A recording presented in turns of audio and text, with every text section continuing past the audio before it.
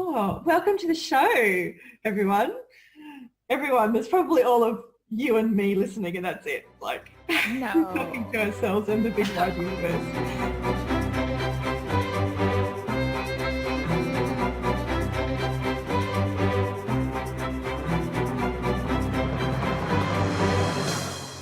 But if you happen to be here, welcome to Belgariad and beyond. This is our new podcast. Alysia, my beautiful friend, and I have gotten together to talk about the Belgariad series of books by David Eddings.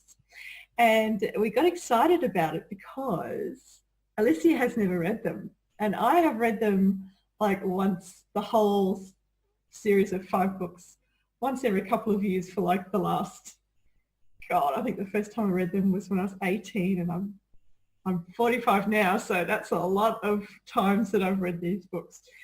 And so I'm really excited about watching Alysia discover this story for the first time, because it's like one of my favorite, I've got a very, very soft part in my heart for this story and for all the characters. So, I'm kind of in that place where I hope that Alysia loves the story. I'm like, oh, what if she doesn't like this bit, or what if that bit, rubs her up the wrong way? But, that's exciting too. So anyway, welcome to the show. I'm Sondra Turnbull of the Goddess Kindled Universe, and I do lots of different things, and I'll tell you about them over the coming shows. But for right now, that's it for me, and I'll let Alysia introduce herself. Yeah, hi. My name is Alysia, and as Sondra said, I am new to this whole series of the Belgariad, but the reason this came up of us starting the show is because she knows how much I love fantasy stories. Like Lord of the Rings is probably the iconic one that I'm obsessed with, and already I can see that this is going to be very similar in some ways. I'm sure it'll have its own unique twist too, but I'm really excited to get into it and just have fun talking about a really good story. And I think too, what's important we could mention is that we both write ourselves. We should probably say something about that. Hey lovelies, I'm just going to interrupt our episode to let you know that we're going to talk about our 2 latest books. And when we recorded this, they were not out yet, but Alysia's book, The Wonder Soul, is now available, and I'll put some links in the show notes so that you can find out more about that. And my book, Embodying Earth, has been released in digital, and it's about to be released in paperback as well. So I'll put some clickable links down in the show notes about both of those things, and you can find out more. Yeah, so I write fantasy and magical realism, a mixture of both. That's what I love to write, and it's a lot of fun. I have 2 novels, or one out, one's coming out later this year, and it's just a lot of fun. Yep, and I write magical realism, and I also write experiential guidance based on the magic in the magical realism novel. So it's like a teaching thing, because I'm a holistic therapist, and it's kind of what I do with clients. And so this is a guide to all kinds of magic and ritual and shenanigans you can get up to at home and get messy and muddy and sticky and powerful and do some healing all by your big self. So that book is currently at the editor, and I'm very excited about that because my editor loves it. But anyway, this show is not about that. This is about reading the Belgariad and loving it. So without further ado, I'll let you know how the shows are going to sort of flow. I've actually got a format, which is exciting because I love a nice framework. And we'll just see how it goes, whether we actually stick to the framework or whether we just, talk our heads off, which Alysia and I can really, really do. So I'll be surprised if we stick to the time limits, but, it's good to have a goal. So each episode is going to just have us come in, and we'll talk about our week and, connect with each other. And the first segment is called Polgara's Cup. And for those of you who've read the books, you'll understand what I'm talking about. For those of you who haven't, welcome to the stories. Go get your book and start reading with us. There's going to be lots of spoilers, chapter by chapter. Won't spoil the whole story, but each chapter we're going to really, really talk about. So please read. Yeah, maybe. Oh, sorry. No, come on. We should take a moment to explain too that each episode is going to be one chapter. So today we're going to touch on the prologue, but we're going to be covering chapter 1. So I've only read up to chapter 1. I know nothing beyond that. It's so hard. If you guys want to follow along with us, then you get the book and read chapter 1 and then listen to this episode. I mean, of course you can read on because we will never know, and it's really hard to stop at the first chapter, but this is how we're doing it, chapter by chapter, and we'll pull it all apart and dive right into all the magic. So, yeah, so what'd you say, darling? Polgara's cup, yeah. Yeah, so Polgara's cup, and she's all about, cooking and spices, and she's a bit of a healer, and she's like, the mother figure, I suppose. So she's Aunt Pol. Aunt Pol. Okay, I just connected that right now. So funny. As you started talking about her being in the kitchen. Okay. Yeah, so I've called the first segment Polgara's Cup, and it's going to be us talking about whether we had a sweet, spicy, or bitter week, just like any good witchy potion is. And we'll just have a little chat about that. So there's lots of our own life and how we feel about the magic and what that brings up for us, the magic we're reading and how that sort of manifests in our lives. There's going to be lots of that in this show as well. And then we'll go into Garion's view. And Garion is the young hero of the story. And so in our podcast, Alysia is our Garion. So she's going to go through and give us a rundown of the chapter, like through Garion's eyes, because that's how the story is being told. And so I thought that would be a nice way to get like a chapter summary from Alysia. And then we'll just talk about the chapter and the magic and how it relates to our life. And then we're going to do a special little magical thing at the end of the show called Prophecy Speaks. And we'll talk about that at the end of the show.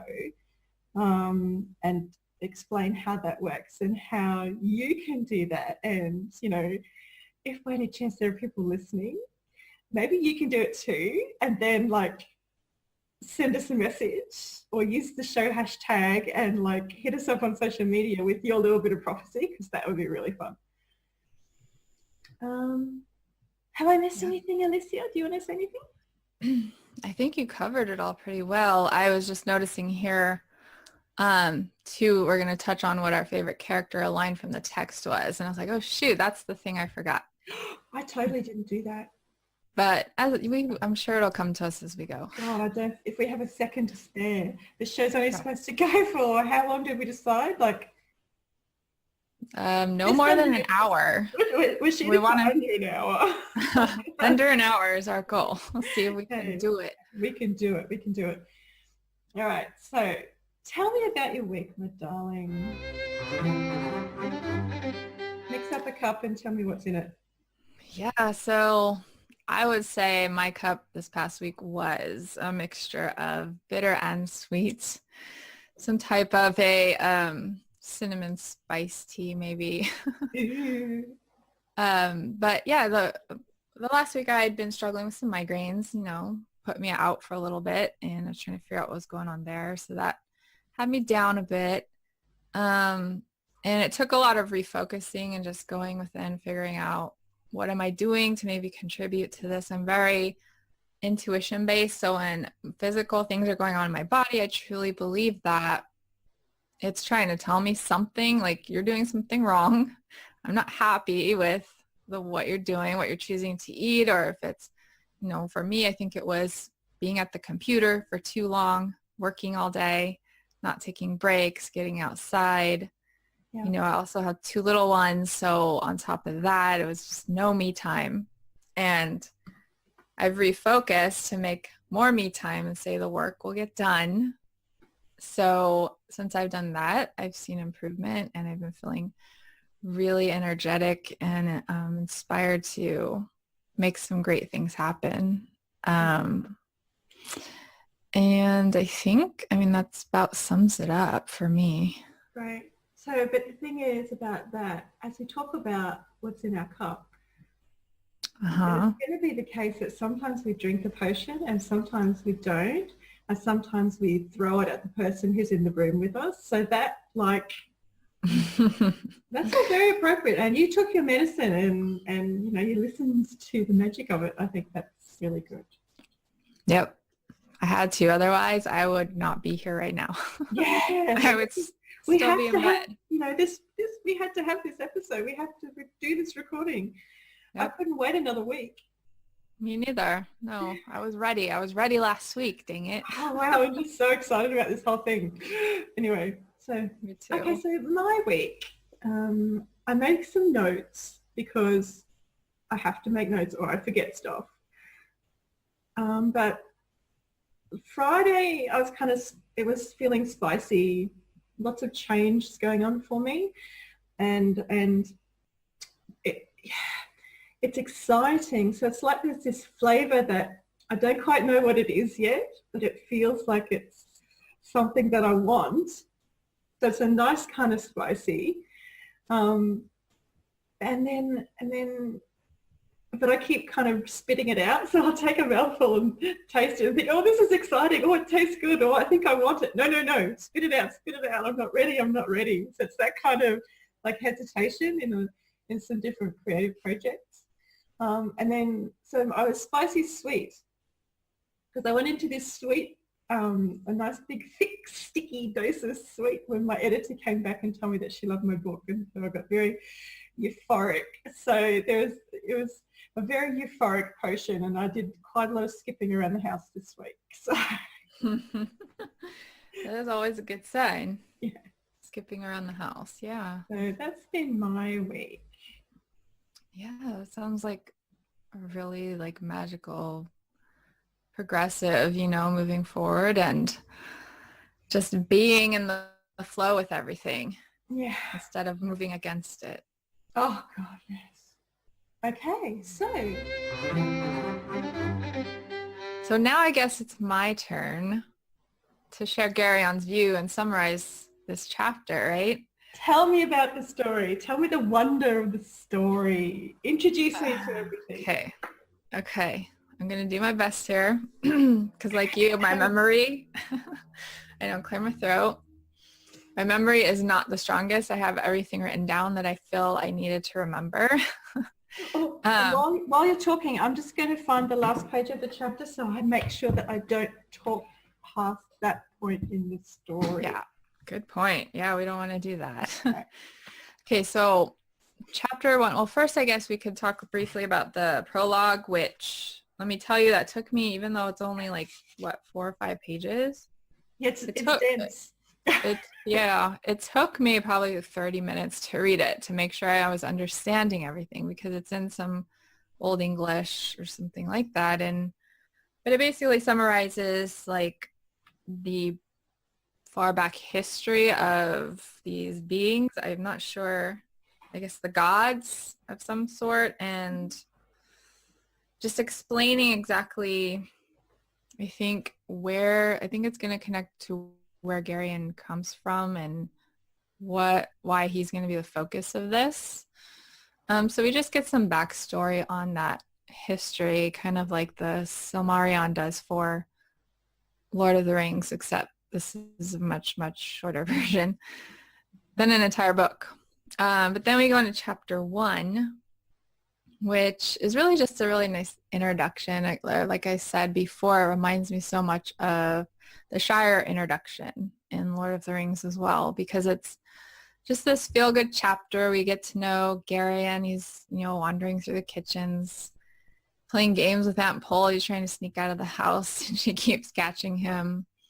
Then we see he also really good friends with Dernick, who is the townsmith, and his friends as well that he's always playing with in the day. And But as it goes on, we see while they're out playing, there's some mysterious cloaked figure watching Garion, but he's the only one that can see him, it seems like. And it kind of throws him off. And then his friend, though, somehow falls from the tree, or someone's pushed him and he breaks his arm. So that throws everything off. They go back. His friend gets mended. But then something strange happens with, what was her name? Zubret. I hope I pronounced these names right, by the way. That Aunt Pole says something to her behind the doors that we don't see, that she kind of vanishes after that whole event. And then the boy, Dorun, is that how you say it? I say Dorun, but... Dorun, who broke his arm, he's also mending now, so he's out of the picture. So it just is Garion and his other friend, Runderig. Is that right? Sounds good to me. Okay. And so they go out and decide, they start to hear some of the people talking about this story of Cal Torak. And it's this war that took place that, you know, a lot of mystery behind it. So they get intrigued and start reenacting it, playing around. And I believe it's Runderig who hits Garion in the head with a pot or something. So they're back at Aunt Pole's and she's mending them and she's yelling at them. The chapter ends with Garion being scolded by Aunt Pole, saying, "Never say that name again, Cal Torak," that she was referring to. Mm-hmm. So she obviously knows something. It reminded me of Harry Potter, like Lord Voldemort, you know, never say his name. Yeah, they don't say his name. So that was kind of how I interpreted this story. I mean, this chapter summed up the things that stood out to me. So I love how when the story starts, it starts like right at the beginning. I love beginnings. And Garion's like just a baby at the start of the book, and it like takes you through his little toddler years and in the kitchen with Aunt Pole, and so you really kind of get the chance to connect with him and kind of grow up with him like you're watching it. Like you're kind of watching over him taking his steps and then me playing with his friends and growing into a teenager. I really like that part. Yeah, I think it was done really good. Just how it kind of introduces you first from the small scope of it's, you know, just Garion in the kitchen, and then you slowly kind of see him move through his world. And so as he's going out further, you're getting a broader expanse of like, okay, then there's Baldor's farm, which is where Aunt Pole lives and works. Yeah. And she's the cook. So she's like a very important person at the farmstead because she's the cook. And there's something magic about her. She's just very, very, very good at what she does. And so she's like healer and cook and sort of central to the whole farm. But it was cool to see how Baldor's farm, then they talk about it's like in the middle of Sendaria. Is that how you say it? It is. Okay. So Sendaria is the country that they live in. Right. And so it says Sendaria is to the west is the ocean, I assume. Mm-hmm. And then to the east is, I forget what it was, but there's maps. You got to refer to the maps. Yeah. It's like a country of farmland and farmers and. Right. It was the Gulf of Cherik. Yeah. To the east, it says. Yeah. Which is an ocean, which is like a sea, water. Mm-hmm. Yeah. So they're really surrounded by this ocean, you know, a coastal kind of community. Even though they're not right beside it, they're kind of more at the center. But I just really like right in the center, and because he's never seen the ocean, so they're close enough to the ocean that it's something that they've ever seen or Garion's ever seen. So it's just like small town. It's like small town living, little tiny town living. Yeah, I just really liked how we kind of slowly were introduced to it, like Yeah. broadening as the Yeah. chapter went on. Yeah. That was really good. So what do you think of Zibret? You know, I don't feel like I got to know her well enough yet. She kind of just disappeared. But I feel that she seems like a very strong-willed person. Yeah. That, So for those of you who we'll talk about, Zibret is the girl, the only girl in the little group of friends. So there's 3 boys and Zibret. And that's the mix. And she's a little tyrant. She's a little queen, little mixing it up with all of them. yeah, I did get that vibe from her. And I'm really curious if I'm sure we'll find out at some point what was said to her, what Aunt Pole said to her. And she came out of her house crying. And the reason that she came out crying was because she talked, was it Daroon that climbed the tree? Daroon. Yeah. So one of the boys had climbed the tree to get an apple from one of the really high branches, and Zibret had like urged him up there, and then he'd fallen out and she ran away because she was frightened because he broke his arm. And then it was when that happened that the hooded figure, the dark figure on the horse that you were talking about, was that the first time he showed up? Yeah, that's the first time. Like out of the, it's like, it feels to me like it's like a shadow in the corner of Garion's eye. You know, those kind of like, when you turn to look at them, they kind of disappear. That's how it felt to me the first time I read it. I don't know, what about you? Well, again, and I promise I won't bring this up every episode, but it's okay. Being Lord this is our show. We can talk about whatever the hell we like. Right. But being so into Lord of the Rings, I instantly went to the moment in the Shire when they start seeing the Black Riders following them. And so my mind kind of went to that because it said he's wearing a black cloak and he's on a horse. Can't see his face. So I just kind of envisioned that just by default. But I do think that, it was something so quick that he almost questions himself if he really saw it or not. Yeah. And I don't know, did he see it again in this chapter? That figure? I don't think he does. No, I don't think so. I think it's just that one time when the boy breaks his arm. And then, but when he gets taken back to the kitchen for Aunt Pole to mend, because she like does all the tending to people who have cuts and bruises and headaches and stuff. I just love the way that she's so heartless with him, but you know, right? What do you think? Carving that? No, I think that Aunt Pole is one of those characters that, as a reader, you absolutely love her because her way of operating is humorous to us reading it. Though to these children, I think she's a little bit terrifying. Oh God, yes. Because they do anything wrong and they're like, oh no, shit, what is she going to do to me?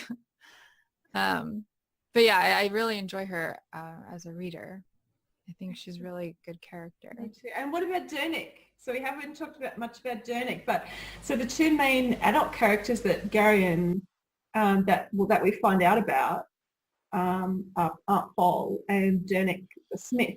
Yeah, I really found the relationship with Garion and Dernick interesting because it seems very much like Dernick is somebody who doesn't open up emotionally very easily, but that he's still like deep in there has this really big heart and would probably do anything for Garion to keep him safe.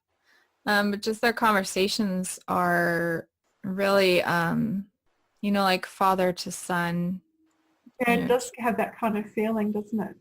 Yeah, like teaching life, like this is how, and don't do it this way with like in the Smith craft, it's like you got to do it this way so you don't hurt yourself and never touch it when it's hot. And he's very proper. Dernick is very proper about, you have to do things a certain way, and he's very steady, and Right. And then the whole incident when Garion asks Aunt Pole, like, why don't you just marry him? Oh my God, that's so hilarious, isn't it? It's like you could the way that it's written, you could just see inside the little guy's mind, the little boy's mind, like, oh, this would be a great idea. You could just kind of feel it ticking over as you read the words. And then Paul, I have a really good idea. Yeah. And then her reaction, of course, is great because she just, I don't remember exactly what she does. It was basically like slapping him across the face. Like, you're crazy. No, that was, never say that again. No, that was later with Kaltorak when she got kind of scared. But when he was talking about, oh, you should marry Turnick, she's like, she got really quite cross. Like, it wasn't humorous cross either. It felt like she was really serious. Like she wasn't angry, but like just serious about, no, that's not ever going to happen. And I love how she uses the way that it's written. She grabs him by the ear and turns his head because she's bathing him or something, or washing his face, and she turns him by the ear. I thought that was I laugh about that every time. Yeah, that is true. I think it is. She kind of goes into the silent mode of, and he doesn't know how to read her. He's like, okay. And that's a little intimidating. But yeah, that was a really good scene. I mean, what are the other big points? I think the last big thing in this chapter was the end when he's getting ready for bed. And is this the same moment he asks about his mom? So he finds out that his mum and dad are dead. Paul tells him about that, and he's really sad. And it's interesting that this is like the first time he's asked about it. And he's 9 years old, I think, by this stage.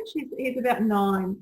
And Aunt Pole tells him, and she comforts him, and he's sad, and it's all sort of fine. It's really quite beautiful.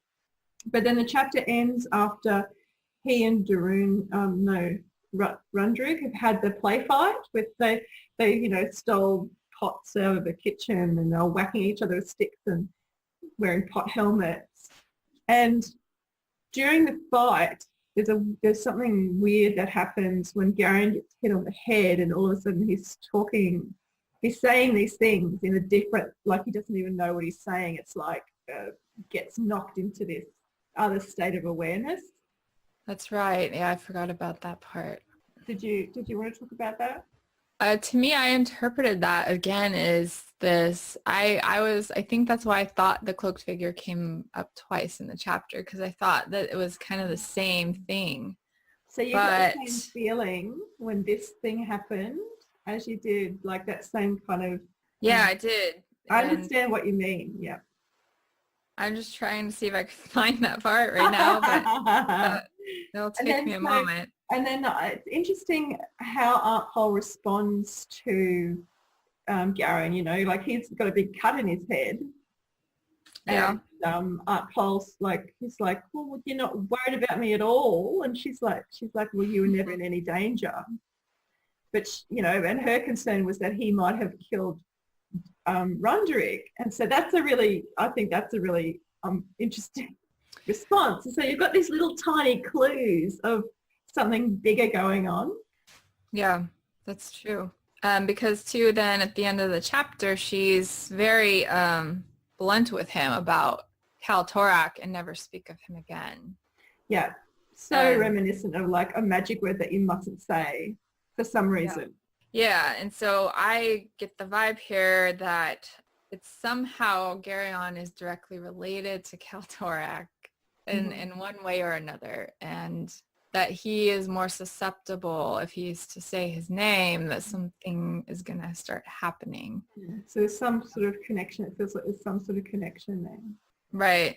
Here's the quote she says to him. She's like, "You will never speak the name Kaltorak again. Never. This is important, Garion. Your safety depends on it. I want you to promise." And so you can tell she's like, that's a big deal kind of thing. Yeah, your safety depends on it, but why? Just by saying a name, to a little boy, it's like, okay. how do you process that? And But that's almost the end of the chapter then, isn't it? Like right. he's going off to sleep just after she said this, and then Yeah, because then it's after that statement that she says, and he says, all right, I promise. It was only a game. And she said, a very foolish one. You might have killed Runderig, she tells him. yeah. And then he asks, what about me? Yeah. And that's when she says, you were never in any danger. Yeah. And it's so like, it's again, like this, like you just want to know what's going on. yeah, it's almost like she knows, like he has some kind of inner strength, or he doesn't know about yet, that he could easily hurt somebody. He yeah. channels it the wrong way without a skill or something. And then the chapter closes with her sort of calling out, like it's like Garion dreams that she's calling to her father, is it? Yeah, he's dreaming about he dozes off and is lightheaded from his injury, a strange bitter drink his aunt gave him. He seemed to hear her deep, rich voice saying, Garion, my Garion, you're too young yet. And later, rising from deep sleep, as a fish rises toward the silvery surface of the water, he seemed to hear her call, Father, I need you. So. And then he fell asleep. And that's the end of the chapter? Yeah, it goes on a little bit more of the maimed, ugly face he had briefly seen or imagined in the fight with Runderig loomed darkly like a hideous fruit of an unspeakably evil tree. So, okay, what do you think of that? What do you think the faces that he's seen? What's that all about? So, yeah. Go on, be daring. That's the moment that I was relating it to that cloaked figure. I thought maybe it was that face, but okay. I don't know that it necessarily is. It's something different. Wait, well, because it's here, he says, behind that dark figure he had always known to be there. That's why I related it, because he said behind the dark figure, I imagine that being behind the cloak or under the cloak was the ugly maimed face. Okay, so that's the kitties. It's very exciting. Right. And next week we'll get to find out if they give any more clues about this dark figure or not. Oh, I think probably they will. I hope so. So the next thing that so after we talked about a chapter, getting into all the nitty gritty and just talking and reading a little bits out and stuff. So we're going to pull out a part of the chapter that kind of triggered a memory or something in our own lives, either present or a memory or something that stirred up for us. And so for me, in the chapter they talk about the children playing. Like they just have this beautiful life, and they talk about jumping from the hayloft into the soft hay, and in the winter time when it's too cold to play outside, and the smell of summer in their nostrils and stuff. And every time I read that, every single time I read that, I remember being a child, being 9 years old, like at the age that Garion and the kids are in the book, being 9 years old in the bush in Queensland, out at my one of my aunt's sheep properties, in the big shearing shed, jumping and running across these massive bales of wool. Like these bales of wool are man-high cubes, like they're these huge, soft, and so they're just bales of wool. And so we would like jump on them and run across them in this huge, huge, huge shed. And so every now and then there'd be like a hole where one of them was missing, and you would like run across the top and then jump into the holes and you'd play hide and seek. And it's not the same smell, like hay smells different to wool, but the wool has this really distinct smell, this really lanolin. And there's, so that's every time I read it, I come to that memory, and it's so powerful and beautiful. I just love it. That sounds like a lot of fun. Like we don't have that here.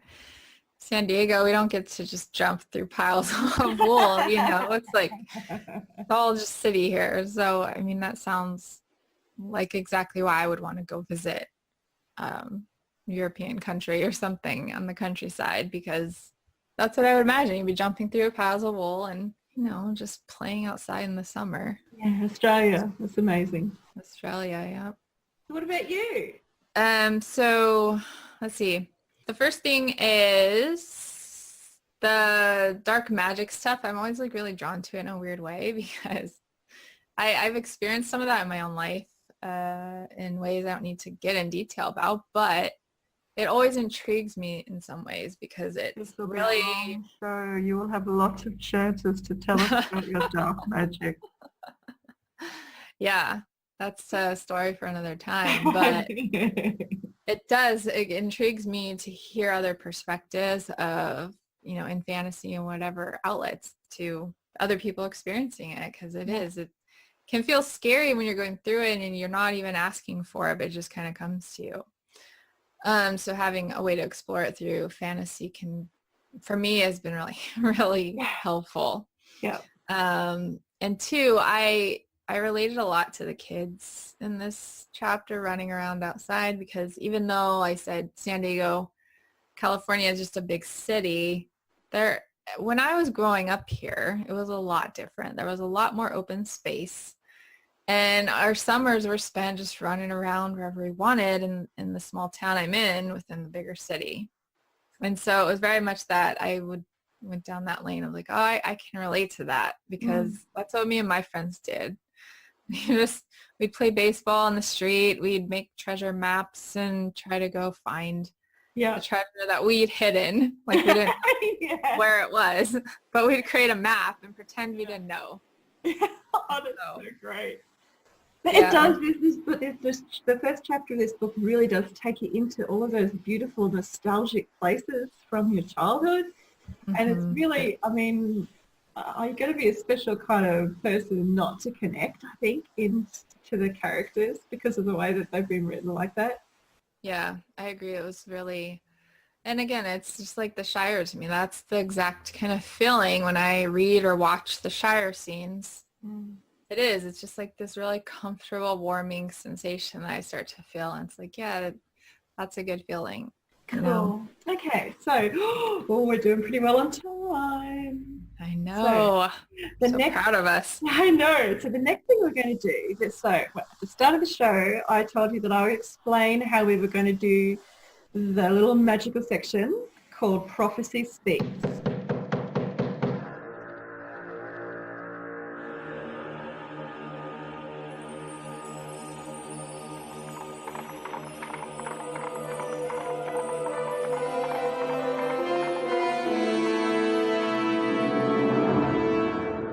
And so what we're going to do is take a book, just any random book off your bookshelf, and use it the same way that you would use a deck of tarot cards or an oracle deck.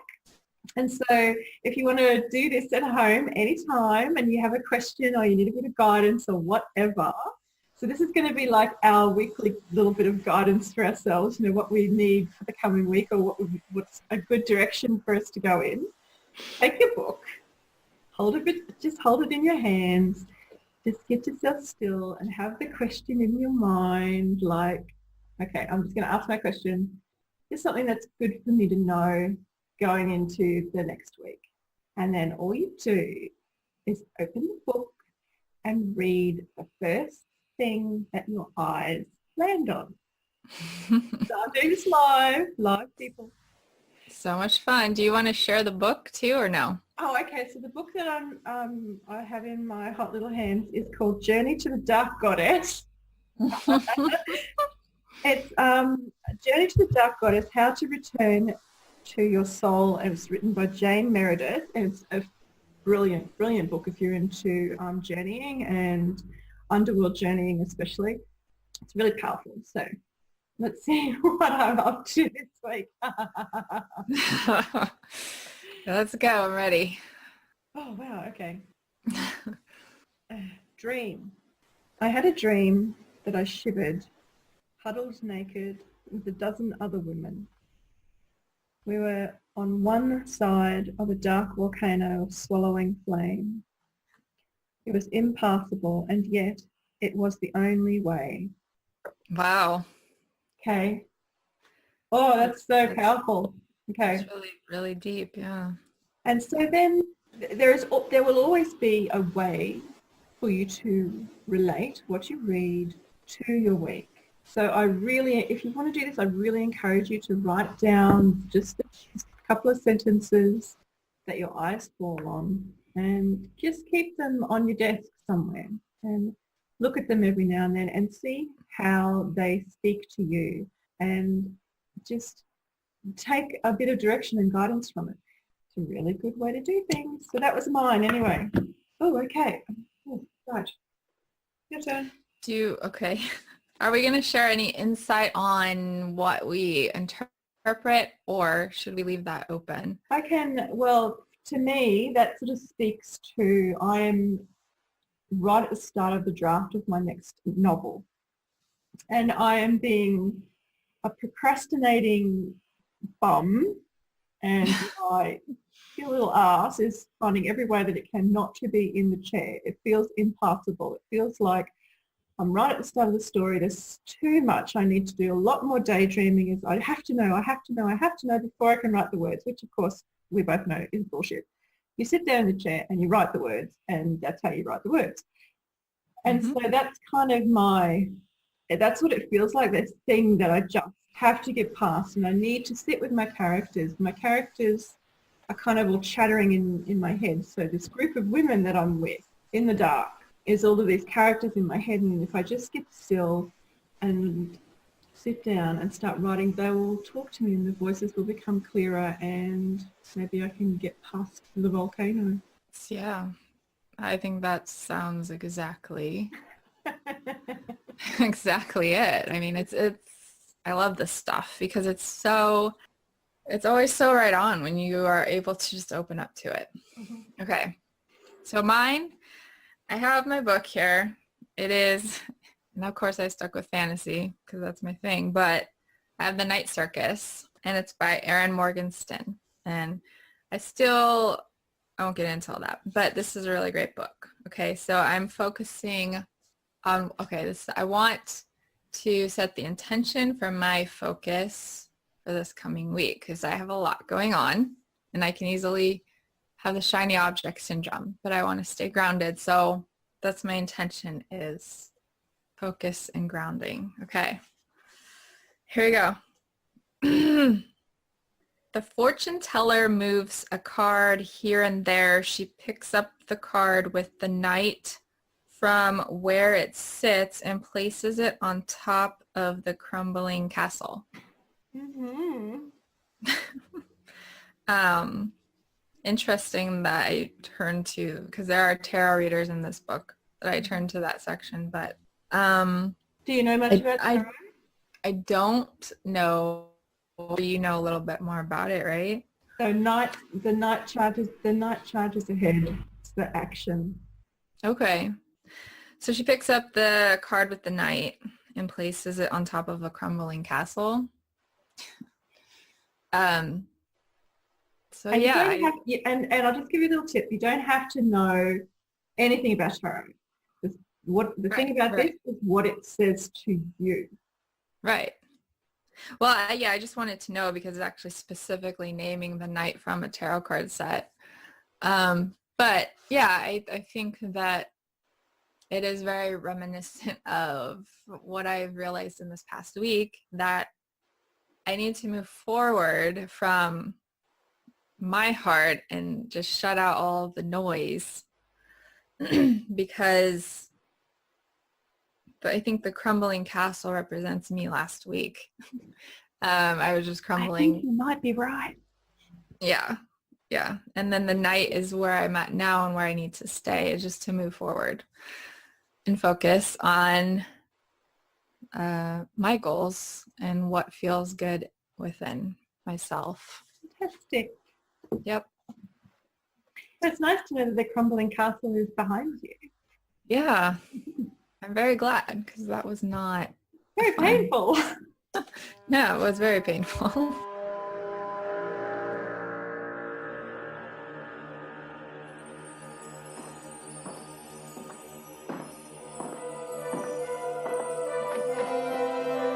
I totally forgot to write any hashtags down. I was trying to be aware of it as we were going. I'm so But- bad. We'll get better at this, guys. I promise. Yeah, but I think we can think of one right I'm now. sure that we can. I'm sure that we can. Because we still, how about we pick our favorite character since we don't pick a line from the text this week? We can at least choose a character. Okay. And maybe that'll help us with a hashtag as we talk about it. Let's see. I think for me, I don't know. I thought this would be easy. Favorite characters are never easy. Never easy. Well, for this chapter specifically, based on what happened and interactions, I think I'm going to pick Dernick, the smith, because I really just thought he seemed like an easygoing, supportive figure for Garion. Mm-hmm. And I go for the easygoing people usually. I'm going for Aunt Pol because she's just kick-ass and feisty, and I think she's awesome. So, Yeah. favorite character, I'm going to write it down because otherwise I'll forget. Write it down, Sondra. Aunt Pol. Yeah. And then I think, why don't we do a hashtag? How about it's a hashtag about Aunt Pol and Dernick and the whole fantasy that Garion had.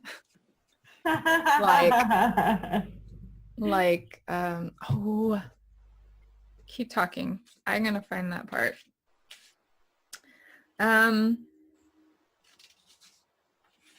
He says... Oh, you told me to keep talking. That's a great live bit of silence on the podcast. Hey, guys.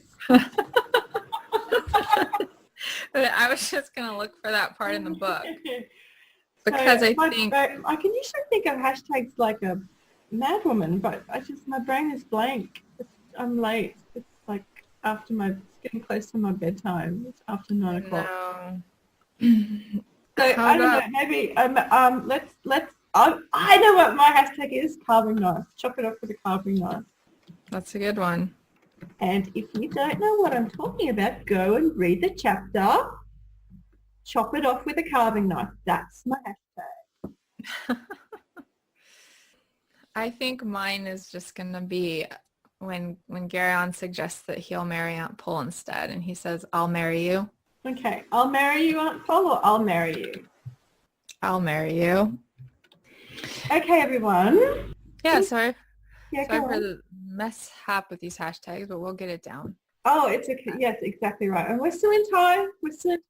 So, I know. We did really good. I'm proud of us. I'm so proud of us.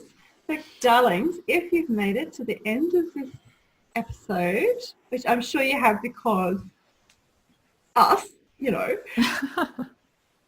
us up on social media. I'll put all the links in the show notes so that you can just go and click on stuff with the hashtags chop it off with a carving knife or I'll marry you.